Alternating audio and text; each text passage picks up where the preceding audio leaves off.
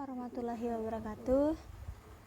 Saya Karmila Nur Apriliani dan teman saya Rinda Halbianti ingin mempresentasikan hasil kerja kelompok kami, yaitu tentang industri pupuk NPK.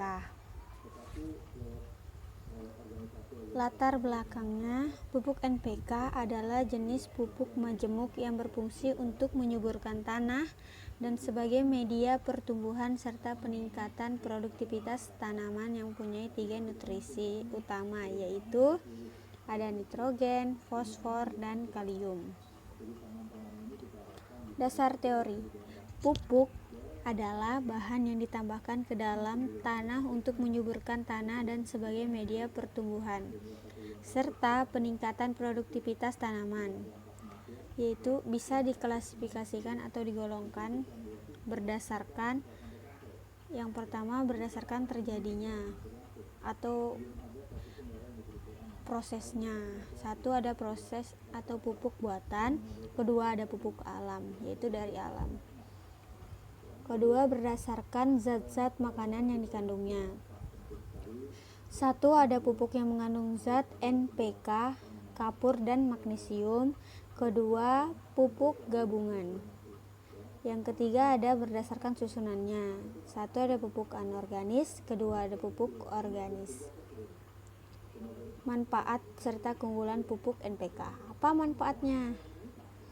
Nitrogen sendiri mempunyai manfaat: satu, pembentukan atau pertumbuhan daun, batang, dan akar. Kedua, mempengaruhi warna daun menjadi hijau gelap. Ketiga, dapat membentuk protein, lemak, dan berbagai persenyawaan organik. Keempat, dapat meningkatkan mutu tanaman penghasil daun-daunan.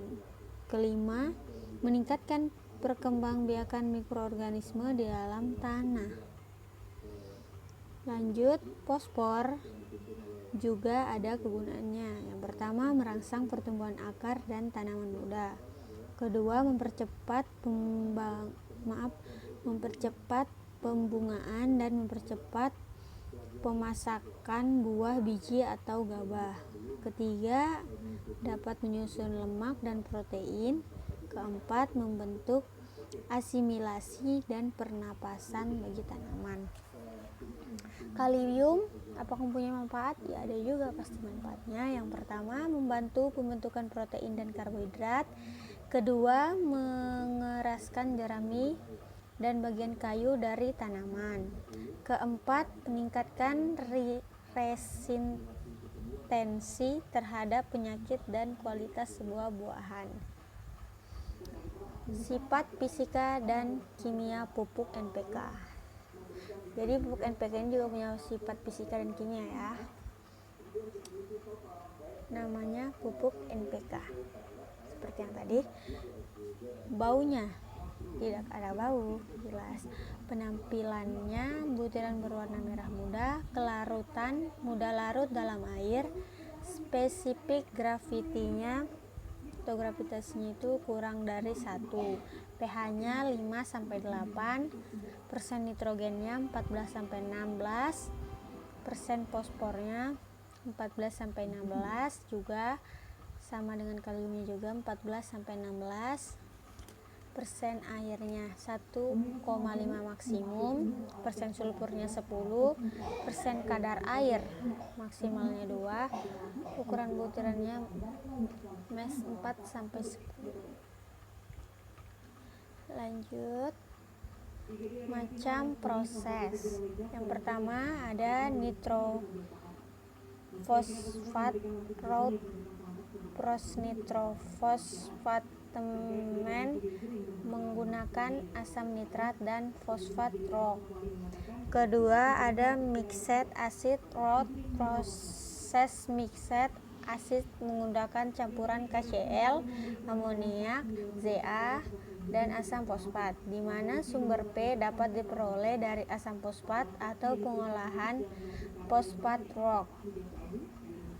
Seleksi proses. Pemilihan proses yang akan digunakan didasarkan pada yang pertama ada ketersediaan bahan baku, yang berupa ZA, asam fosfat amoniak, dan urea didapatkan dari industri amoniak, dan urea didapatkan dari industri PT Petrokimia Gresik. Untuk KCl diimpor dari Amerika Serikat.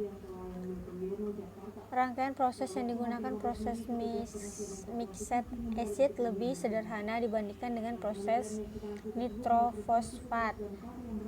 Dari uraian yang diketahui bahwa proses mixed acid merupakan proses yang lebih efisien.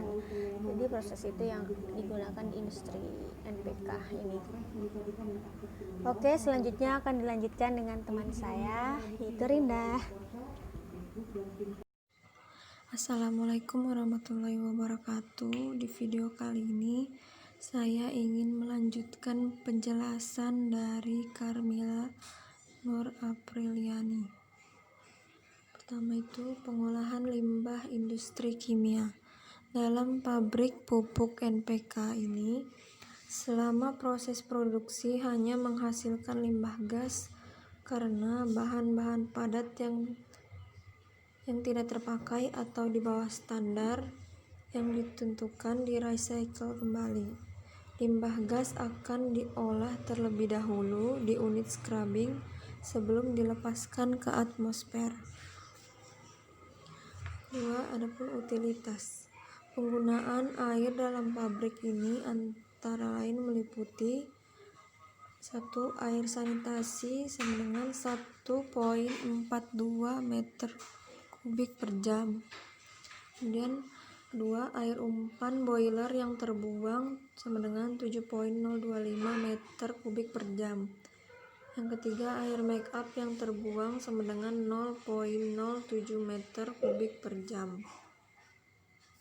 Adapun instrumentasi pertama ini alat pre-neutralizer.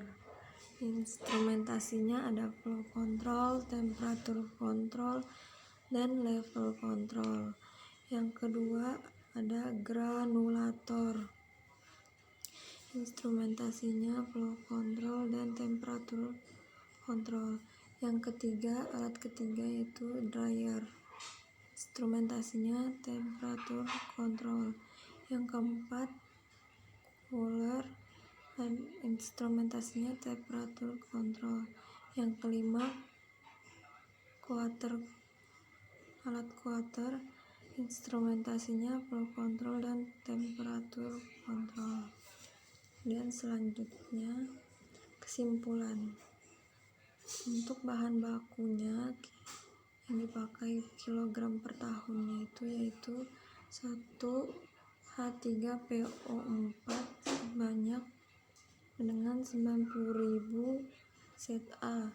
Kemudian ada ZA sama dengan 30.000, KCl sama dengan 75.000, urea sama dengan 18.900, NH3 sama dengan 36.570, dan H2SO4 sama dengan 49.500. Kemudian ada utilitas meter kubik per jam. Yang pertama, air sanitasi sama dengan 1,42.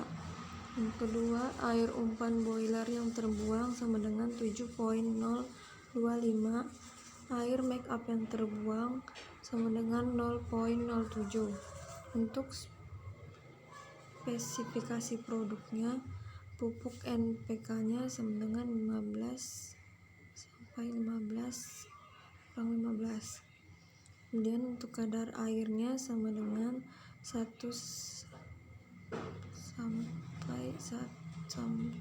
sampai 1,5%, dan untuk ukurannya itu 4 sampai 10 mes. Sekian video dari saya. Assalamualaikum warahmatullahi wabarakatuh.